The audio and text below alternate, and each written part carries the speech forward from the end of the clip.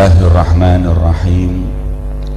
Assalamualaikum warahmatullahi wabarakatuh. Hadirin para rawuh kaum muslimin muslimat rahimakumullah. Beliau Al-Habib Taufik tadi menceritakan sekilas tentang Isra Mi'raj. Memang Isra Mi'raj niku nek diceritakno nggih minimal memakan waktu 3 jam sampai 4 jam. Dan diceritakno sampai tarkhin niku durung tek. Jenengan sanggup napa mboten? Ya sanggup, gak melok ngomong, sing ngarep iki sing ngomong. Akan tetapi hakikat Isra Mi'raj itu sebagaimana dikatakan Al-Imam Suyuti, asra bi abdihi lailan. Kenapa enggak dikatakan lailatan? Kalau lailatan tak tadi lil istighraq, berarti semalam suntuk. Enggak memakai lailatan tapi memakai lailan, itu litaklil karena saking sedikitnya, dan dikatakan litakid juga untuk menekan kalimat asra tersebut. Ini cuman semalam dan cuman beberapa detik. Sayyid Muhammad bin Alwi al-Maliki dalam kitabnya mengatakan saking cepatnya peristiwa Isra Mi'raj ini, hingga ketika beliau Kanjeng Nabi itu berdiri dijemput oleh Jibril dan kembali ke situ lagi, dalam keadaan tempat duduknya itu masih anget. Jadi Isra Mi'raj niku lek dibayangno kaya para ibu-ibu lepas delok sinetron terus iklan nang jeding cepet-cepetan balik maneh. Nggih Bu, saking wedine kilangan sinetron niku. Delok film India nggih ngoten nggih. Cepet balik, itu tempat duduknya masih hangat. Yaitu peristiwa Isra Mi'raj, belum sampai dingin tempat duduk beliau. Jadi cuma beberapa 5-10 detik. Pertanyaan, lah mana mungkin? Lah yang dilihat oleh Rasulullah kan banyak. Al-Imam Sya'rawi dalam kitab Isra dan Mi'raj beliau mengatakan cerita Isra Mi'raj ini seperti cerita Ashabul Kahfi dalam suratul Kahfi. Coba kita lihat, Allah itu memang punya sunatullah jalannya waktu, tapi Allah yang maha likulli syai'in qadir bisa mengeluarkan orang itu dari hukumul wakti.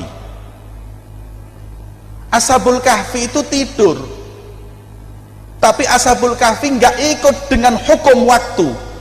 Dia tidur la'allahu yaum au ba'dhi yaum, mungkin sehari atau setengah hari, tapi ketika bangun 350 tahun beliau tidur.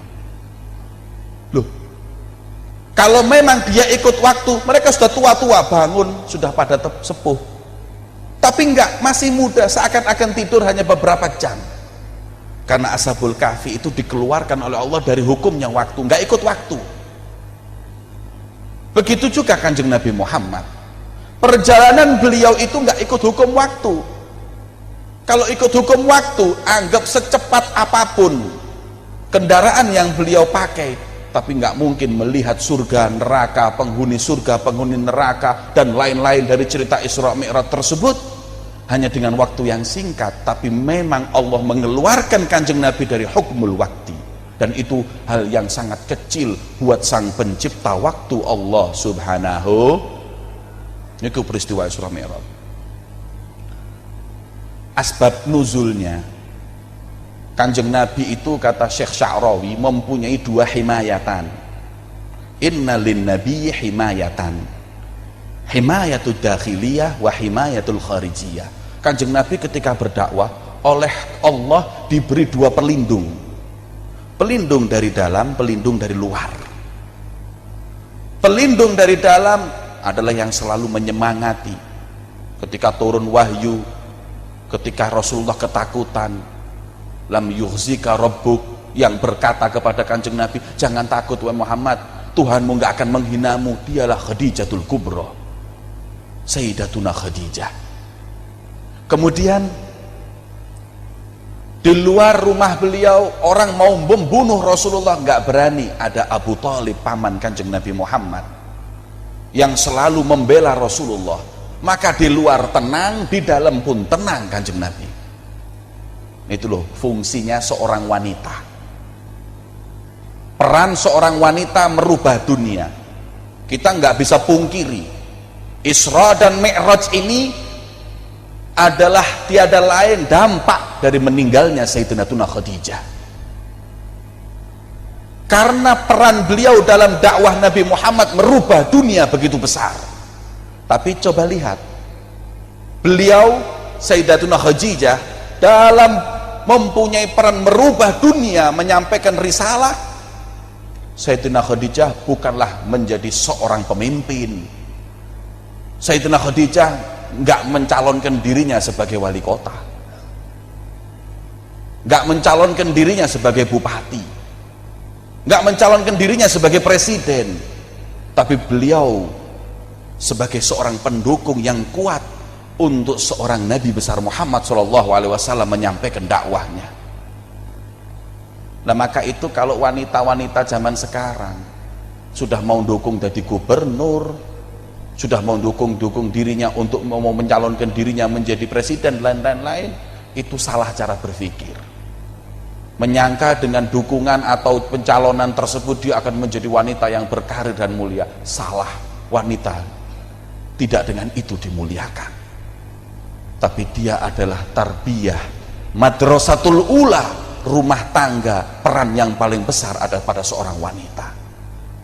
Nih, maka itu monggo kita sekolahkan anak kita setinggi apapun, tapi dia harus berhasil di rumah tangganya, nggak harus berhasil di kota ataupun yang lainnya. Kalau setiap rumah tangga baik, insya Allah rumah yang baik, lingkungan jadi baik, lingkungan jadi baik, negara pun yang jadi baik.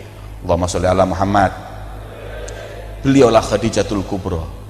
Dan Abu Talib, pemimpin Quraisy yang membela Rasulullah, mendeking Rasulullah, backingnya Kanjeng Nabi. Tapi suatu saat di satu tahun dengan tahun yang sama, dalam riwayat 1 bulan dan sekian hari, Abu Talib meninggal dan Sayyidatina Khadijah meninggal. Maka tahun itu disebut dengan Amul Huzun, tahun kesedihan, karena meninggalnya 2 kekasih Kanjeng Nabi Muhammad. Maka sebagian ulama mengatakan Abu Talib nggak mungkin kalau kafir, beliau pasti meninggal dalam keadaan iman, seperti Ahmad Zaini Dahlan dalam kitab beliau Asnal Matalib mengatakan bahwa fi naja Abi Talib, saya yakini tentang keselamatan Abu Talib, nggak mungkin mati dalam keadaan su'ul khatimah. Kenapa? Lah mosok seorang yang matinya Abu Talib dibilang kafir adalah tahun kesedihan untuk Nabi Muhammad? Apakah Nabi itu sedih dengan meninggalnya seorang yang kafir? Nggak mungkin. Meninggalnya Khadijah dan Abi Talib betul-betul mengukir sejarah di Islam. Hanya ada 1 tahun itulah yang disebut dengan Amul Huzun. Tapi ingat, tahun kesedihan itu bukan karena meninggalnya. Kalau meninggalnya Kanjeng Nabi nggak sedih. Apa Kanjeng Nabi nggak percaya dengan takdirnya Allah, dengan qadanya Allah? Kok meninggalnya Abu Talib dan Khadijah beliau itu sedih? Bukan. Syekh Ramadhani Al-Buti beliau mengatakan, kesedihan bukan dengan dzatil wafah, karena kematiannya, tapi kesedihan karena apa? Sempitnya lahan dakwah Kanjeng Nabi. Yang disedihkan itu terus siapa yang dukung di rumah? Siapa yang dukung di luar dakwah Kanjeng Nabi? Kalau meninggal Abu Talib dan Khadijatul Kubra, sedih Kanjeng Nabi. Akhirnya beliau dengan Zaid, dengan Sayyidina Zaid berinisiatif, ayo kita coba cari dukungan, karena beliau sudah disakiti, sholat di Ka'bah diberi kotoran dan lain-lainnya. Ayo kita cari perlindungan di Taif. Kanjeng Nabi berangkat ke Taif. Sampai di Taif dengan harapan Kanjeng Nabi mendapatkan sambutan dari penghuni Taif. Yang ada mereka justru menghina Nabi dan membiarkan anak-anak kecil orang-orang Taif tersebut melempari batu Kanjeng Nabi Muhammad SAW. Ketika itu Sayyidina Zaid melindungi Rasulullah hingga akhirnya darah pun berlumuran di wajah beliau dan baju beliau. Tapi Kanjeng Nabi ketika itu berkata kepada Zaid, Zaid, coba lihat Nabi kita, Nabi yang penuh rahmat. Beliau berkata, Zaid, jangan kau biarkan setetes darahku itu tertetes di tanah. Kemudian Sayyidina Zaid berkata, kenapa ya Rasulullah? Wallahi, aku dengar demi Allah, bumi ini baru saja berkata, lau qatara qutratan min dami Rasulillah. Kalau di punggungku ada 1 tetes darah Nabi Muhammad, la bala'tu jami' ahli Taif, aku tenggelamkan semua orang Taif. Gak terima niki bumi. Aku akan siksa mereka, aku akan tenggelamkan, aku hanyutkan mereka. Tapi Nabi Muhammad berkata, jangan wahai bumi. Maka beliau berusaha untuk jangan sampai darah beliau menetes di tanah. Coba lihat rahmatnya Kanjeng Nabi. Dilempari batu berdarah, tapi nggak menginginkan hancurnya mereka, tapi menginginkan keselamatan mereka. Duh, ini loh dakwahnya Kanjeng Nabi. Ini dakwah Rasulullah. Rahmah, lemah lembut, kasih sayang. Innama ana rahmatul muhda. Aku ini hadiah rahmat dari Allah. Dalek zaman sakniki dakwah nggih ngebom iku juruse sapa? Niki model-model teroris niku seumpamine kejadian tadi terjadi pada mereka, ya mungkin darah niku diciprat-cipratno teleken kabeh wong Thaif niki nggih. Tapi Nabi penuh dengan rahmah. Enggak. Ketika beliau diselamatkan sampai ke satu tempat di bukit, datang malaikatul jibal. Nabi, ada 2 bukit gunung besar yang ada di Thaif dan Mekah. Izinkan aku mengangkat, aku lempar untuk orang Thaif dan Mekah. Wis dan cek modar kabeh niki. Nih, nek model kula lan panjenengan, ya jawabane wis bismillah. Nih, lha wis gregeten dijak enak-enak apik-apik ya kok mboten purun. Tapi Kanjeng Nabi mengatakan apa? Allahumma hdi qaumi fa innahum la ya'lamun. Ya Allah, berilah hidayah petunjuk kaumku karena mereka enggak tahu kalau aku nabimu. Yang kedua, fikih dakwahnya keluar nih Kanjeng Nabi. Wala'alla yakhruju min aslabihim man amana billah wal yaumil akhir. Dan kalau mereka enggak beriman kepadaku ya Allah, enggak apa-apa. Tapi yang penting yang ada di sulbi mereka semua beriman kepadaku. Makanya seorang dai, kiai, ustadz, itu kalau dakwah bukan cuman yang ada yang hadir. Yang dijak ngomong bukan yang hadir, tapi mani yang ada di perut mereka itu diajak ngomong. Kalau orang ini nggak dengar, insya Allah yang ada pada sulbinya itu yang mendengar dan beriman kepada Allah.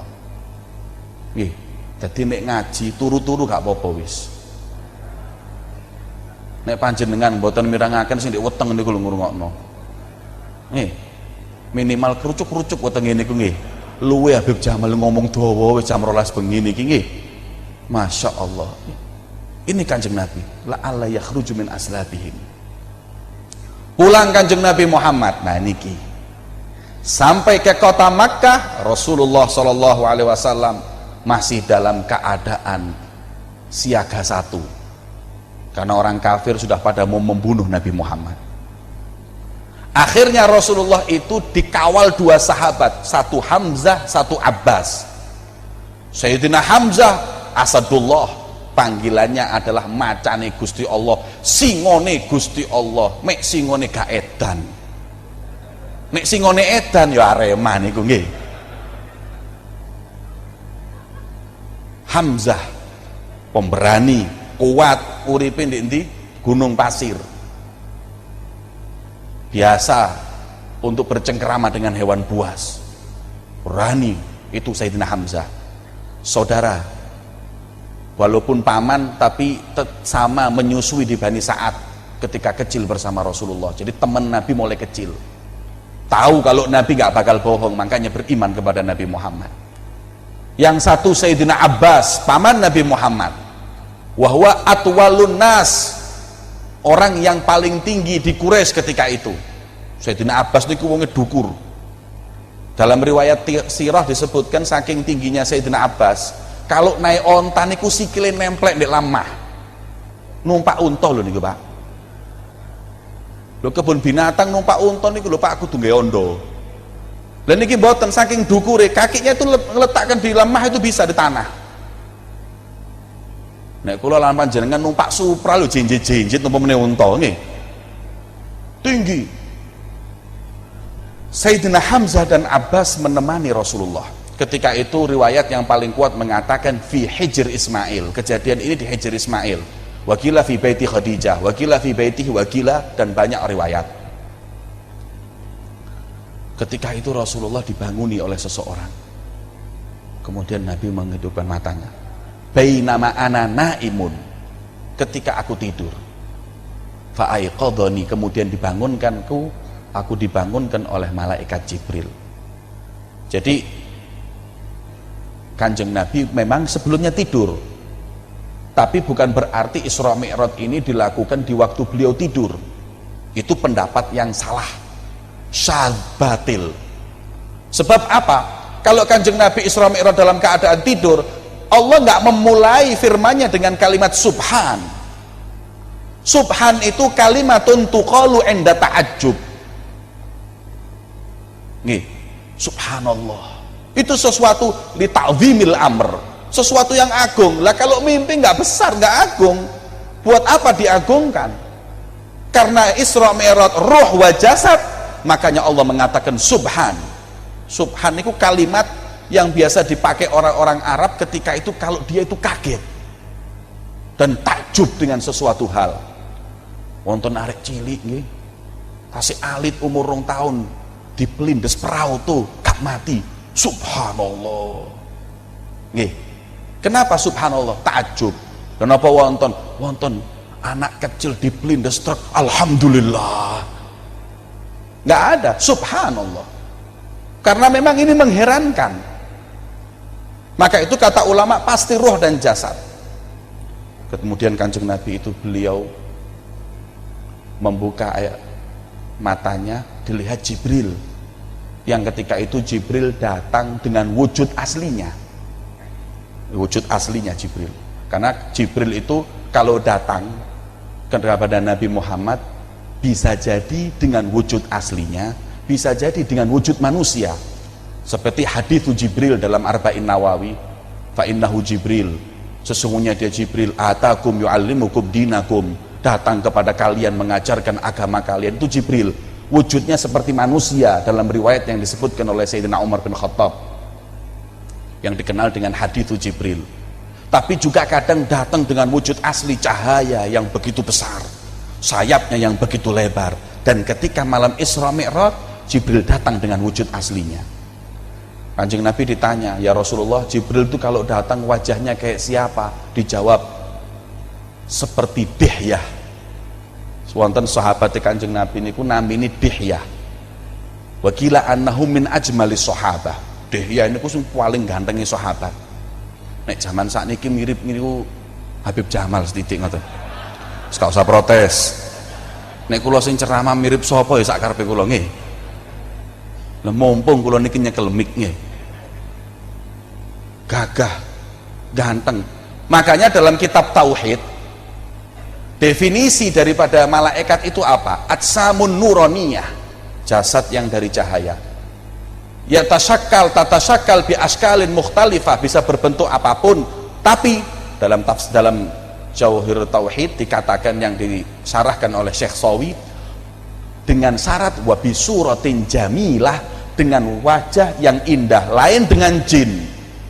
Kalau jin pasti mewujudkan dengan sesuatu yang nggak baik, kayak Gondoruo, kayak Gondoruo, kayak Dracula. Itu jin bisa, tapi malaikat nggak bisa menjelmakan dirinya sesuatu yang menakutkan, nggak ada, nggak bisa. Bukan nggak bisa, nggak pantas buat malaikat. Makanya kalau ada orang ngaku malaikat Jibril itu lambok ngoco. Long raine kayak dandang jebol ngono terus ngaku Jibril niku gak masuk akal toh. Masya Allah, ngaku kok malaikat Jibril. Tapi nek dipikir-pikir nggih untung, lek ngaku malaikat Israfil niku lho. Rono rene nggawa trompet disemprot arek cilik-cilik kiamat donya niki nggih. Ngoten malaikat Jibril Ramadan di penjara ambek polisi. Memang polisi Indonesia itu hebat. Teroris ketangkep, ya Abu Bakar Bashir ketangkep. Nggih, koruptor ketangkep. Sak Jibrilnya ketangkep nggih. Ini nggak ada di Eropa, Amerika nggak punya seperti itu. Ini kecuali hanya kepolisian Indonesia. Kita perlu tepuk tangan untuk kepolisian nggih. Tapi goro-goro di penjara beberapa tahun yang lalu Lailatul Qadar prei. Jibril di penjara sing Lailatul Qadar iku lho sapa? Memang ngawur polisi niku nggih. Men tangkep ae nggih. Aduh, Indonesia niki. Ini yang ada cuma di Indonesia. Orang ngaku Jibril, sediluk maling ngaku jenenge nabi, wis macem-macem. Kemudian malaikat fahtamaluhu, kemudian diambil, Kanjeng Nabi diangkat, fawadhu'uhu, kemudian diletakkan Kanjeng Nabi Muhammad di sebelah sumur Zamzam, fasyaqqa sadrahu, kemudian dibelah dada Kanjeng Nabi. Syaqqus sadr, kata Imam Suyuti, ini yang ketiga kalinya. Yang pertama ketika di Bani Sa'ad, waktu disusui Halimah Sa'diyah, Sayyidatuna Halimah Sa'diyah melihat Rasulullah pernah dibawa oleh malaikat, kemudian dibelah dadanya, dibersihkan. Yang kedua kali qoblal bi'tsah, sebelum umur beliau itu masuk 40, mau deket-deket turun wahyu, syaqqus sadr yang kedua. Dan yang ketiga Isra Mi'raj juga di syaqqus sadr. Untuk apa? Karena li'adhamatil liqa', saking agungnya pertemuan Kanjeng Nabi dengan Allah Subhanahu wa ta'ala. Loh, pertanyaannya, loh Beb, lah apa hati manah Kanjeng Nabi niku apa kotor? Kok sampai dibersihi? Dijawab Habib Ali bin Muhammad Al-Habsyi dalam kitabnya, wa ma akhrajal amlaku min qalbihi adza walakinnahum zaduhum tuhran ala tuhrin. Kotoran sedikit pun gak ada di hati Nabi Muhammad, akan tetapi dari suci dilebih sucikan, karena Allah adalah zat yang paling sempurna dan tidak ada kesempurnaan yang mentok kecuali Allah. Kanjeng Nabi sempurna, disempurnakan lagi bisa, karena itu adalah kebesaran Allah Subhanahu wa ta'ala. Ya, jadi nggak ada makom mentok, itu nggak ada kecuali Allah. Makanya ulama mengatakan, apakah Kanjeng Nabi itu mendapat faedah dari sholawat kita? Gila lah, ada yang mengatakan enggak, kita yang dapat faedah dari sholawat kalau kepada kita sholawat kepada Kanjeng Nabi. Dan Mu'tamad mengatakan Kanjeng Nabi pun mendapat faedah ketika kita sholawat. Apa faedahnya? Taroki, beliau semakin tinggi makomnya. Pertanyaannya, lo makom Kanjeng Nabi belum mentok? Enggak ada makom yang mentok. Kalau panjenengan bilang makom itu mentok, berarti kita membatasi keagungan Allah. Allah agung, enggak ada yang mentok kecuali Allah. Makhluknya manapun mempunyai makom walaupun tinggi, tapi nggak ada atapnya. Kalau kita kasih atap, berarti kita batasi keagungan Allah. Maka itu Nabi dibersihkan. Kalau dalam riwayat yang lain mengatakan hadzus syaitan, diambil bagiannya syaitan itu diambil. Kalau enggak, Kanjeng Nabi saking rahmatnya nggih, bakalannya setan ku diparingi syafaat be Kanjeng Nabi, tapi itu diambil. Ya, dan riwayat yang lain ditutup sikinil ihsan wazadahum yakinan, ditambah keyakinan, tambah hikmah ke dalam hati Rasulullah. Ditutup Rasulullah, kemudian dipanggil oleh Jibril, Buraq, Buraq. Dalam riwayat Sa'id ibn al-Musayyib, Buraq biada batu Ibrahim, itu kendaraan khususnya Nabi Ibrahim, nggak ada yang lain. Wa fi riwayah mengatakan dabatul anbiya'i wal mursalin, nggak ada nabi dan rasul pasti mengendarai pernah Buraq tersebut. Ada yang mengatakan enggak, cuma Nabi Ibrahim, dan yang kedua Kanjeng Nabi Muhammad ketika Isra dan Mi'raj. Kemudian ditanya ulama, kenapa? Fa inna hada batu Ibrahim, karena Nabi Ibrahim itu dulu waktu bangun Ka'bah butuh kendaraan, oleh Allah diberi yang namanya Buraq. Akhirnya dengan Buraq itulah beliau membangun Ka'bah. Tapi Habib Jamal mengatakan tidak. Napa? Buraq itu diberikan Nabi Ibrahim sebab Nabi Ibrahim itu punya dua istri, Sayyidatuna Hajar wa Sayyidatuna Sarah. Bojo nom, bojo tuwek.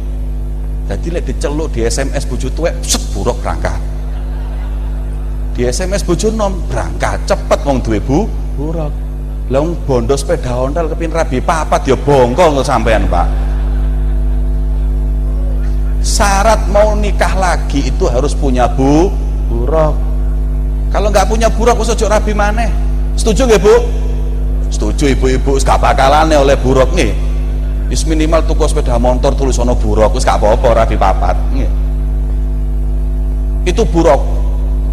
Kata ulama, Buraq itu perjalanannya sekali mengepakkan sayap itu adalah madal basor. Madal basor itu sepanjangnya mata melihat. Panjenengan tidur gini ya, tutup, kemudian lihat yang namanya bintang. Secepat apa itu? Yaitu satu kepak sayapnya Buraq. Saking cepatnya kendaraan Buraq. Ketika itu Buraq tersebut ketika mau dinaik istas'aba. Dalam kitab disebutkan istas'aba dari kalimat so'aba, diwazankan dari istaf'ala. Istas'aba, nggak mau Buruk. Biasa dinaiki Nabi Ibrahim, nggak mau yang lainnya. Fasoha Jibril, ngamuk Jibril, ya Buruk, wallahi marokibaka ahadun akramu minhu. Buruk, demi Allah aku bersumpah, punggungmu tidak akan pernah dinaiki sesuatu makhluk yang lebih mulia dari ini orang, yaitu Kanjeng Nabi Muhammad. Fasakana, kemudian Buruk tadi terus diam. Naik Kanjeng Nabi. Ketika naik dipegang, famasakal zimam Jibril, di depan Mikail, wafir riwayah di belakang Israfil. 3 malaikat ini, Masya Allah, malam mulia niki pengantinnya adalah Kanjeng Nabi Muhammad, dayang-dayangnya malaikat yang mulia. Masya Allah. Makanya ulama berkata, malam yang paling mulia untuk Nabi Muhammad malam Isra dan Mi'raj. Kalau buat kita umat Kanjeng Nabi, malam yang paling mulia itu adalah malam dilahirkannya beliau Rasulullah. Tapi buat Nabi Muhammad adalah malam Isra Mi'raj. Kenapa? Karena belum pernah ada Nabi yang sampai derajat hakul yakin. Rasul pun nggak sampai ke hakul yakin. Makom yang paling tinggi itu cuman ainul yakin, ilmul yakin, dan ainul yakin. Itu pun dengan ainul basirah. Hakul yakin yang mencapainya satu-satunya adalah Nabi Muhammad. Karena hanya beliau yang langsung bertemu dengan Allah. Makanya bangga. Kula lan panjenengan iki bangga dados umatipun Gusti Kanjeng Nabi Muhammad. Allahumma sholli ala Muhammad. Kemudian Kanjeng Nabi naik. Setelah naik Kanjeng Nabi, mulailah perjalanan, dimulai. Niki start jam pinten niki. Ini baru mulai Isra iki. Iku mang sik asbabe nuzul tok lho niku nggih. Sik didelok jam pinten niki. Pun ngantuk nggih? Kula pun ngantuk nggih. Pun jam 12. Kalau gitu insyaallah 15 menit lagi nggih. Berangkat Kanjeng Nabi. Faqala Jibril, kemudian Kanjeng Nabi berkata kepada Jibril, Jibril, Jibril berkata kepada Kanjeng Nabi Muhammad, ya Muhammad, sholatlah kau 2 rakaat di tempat itu. Kanjeng Nabi terus sholat. Setelah sholat tanya, apa tadi itu? Itu gunung namanya Turisina, haitsu kallamallahu Musa taklima. Gunung namanya Turisina. Di tempat itulah Nabi Musa berbincang-bincang kepada Allah. Maka itu jadi gunung yang berkah. Bahkan mau bertemu sama Allah, fakhla'na alaik, lepas dulu 2 sandalmu. Kenapa? Innaka fil wadil muqaddas tuwa. Ini adalah gunung yang dipilih untuk berbincang-bincang kepada Allah. Gunung banyak, yang lebih indah dari gunung Turisina banyak. Tapi kenapa Kanjeng Nabi disuruh sholat di gunung Turisina? Kenapa yang enggak lainnya? Perjawabannya, karena gunung itu dipakai Nabi Musa, bekas berdirinya Nabi Musa. Dan mesti ini kan gunung nggih kathah, wonten Gunung Kelut, Gunung Bromo, wonten Gunung Wedhus Gembel. Kenapa kok nggak disuruh di sana? Apa mulia Wedhus, apa yang Wedhus Gembel itu mulia apa tidak? Wong nggak mulia, bukan bekasnya Nabi, bekasnya Marijan. Nek bekasnya Nabi baru mulia. Maka ulama mengatakan bahwa sesungguhnya bekasnya Nabi lan Rasul itu memang barokah, nggak bisa dipungkiri. Kalau ada orang mengatakan wah bekas wong alim itu khurafat, kalau khurafat Anda ingkari Jibril yang mengajarkan khurafat kepada Nabi Muhammad. Coba kita lihat satu. Yang kedua, Kanjeng Nabi memerintahkan ayo sholat. Jibril memerintahkan kepada Kanjeng Nabi sholat lagi di situ. Apa ini? Itu syajaratu Musa. Itu pohon Nabi Musa fil Madyan, di Madyan. Ketika dikejar Fir'aun, beliau Nabi Musa istirahat di gunung ini, di pohon tersebut. Pohon banyak, witeringin lah kata. Tapi kenapa kok yang disuruh sholat di situ? Bekas Nabi Musa, loh, bekas lagi. Napa khurafat niki barokah? Kalau dikatakan khurafat, ya wis gak apa-apa. Kita ikuti Jibril dan Kanjeng Nabi, kita disebut khurafat nggak apa-apa. Nah panjenengan itu loh, nggak mau berkah ngikuti siapa. Mek kadang jaluk berkah niku nggih sing cerdas. Lho kula niku nate diundang. Kiainya mau barokah, serban kula niki disele, Beb saya pinjem, saya berikan. Napa? Kepingin barokah santri-santri kula, Beb. Pikiran saya, oh mau dipakaikan satu-satu, enggaknya le jupukno ember, dijupukno ember mbek banyu, serban kula dilebok dicelupno, barokah, Beb. Ayo ombe niki bekas ya, Beb. Nggih. Terus serbane teles-teles dibalekno nang aku. Yai, nggih, lho sampean, Beb, Yai angsal barokah. Lah kula niki serban teles maringin lak masuk angin kula niki. Ya senep kula niki, Kiai. Nggih. Loh, berkah itu ada. Imam Ahmad bin Hambal walaupun murid beliau Imam Syafi'i, peristiwa ini terjadi pada Imam Syafi'i. Ketika Imam Syafi'i mendapatkan bajunya Imam Ahmad bin Hambal, beliau oleh Imam Syafi'i diambil baju tersebut dimasukkan ke air. Tidaklah seorang yang datang kepada Imam Syafi'i minta obat kecuali diambil dari air bekasnya Imam Ahmad bin Hambal. Napa khurafat Imam Syafi'i ini? Imam Syafi'i kenal barokah, Jibril kenal barokah, Kanjeng Nabi kenal barokah. Nek sing gak kenal barokah niku Imam Samudra. Nggelambyar. Ngambil agama teko endi sih wong-wong ini gak paham kula niku. Pemahamannya radikal, nggak jelas sama sekali, sampai masjid dibom lah gak masuk akal toh. Nih, ngajinya ini kudu endi, gurunya nggak jelas. Nah ini hati-hati. Kalau sekarang ini aliran sudah mulai aneh-aneh, anak-anak kita ini dekatkan dengan para alim ulama, dekatkan dengan para kiai-kiai sing jelas. Nih. Agar kita bisa selamat, keluarga kita selamat dunia dan akhirat. Amin.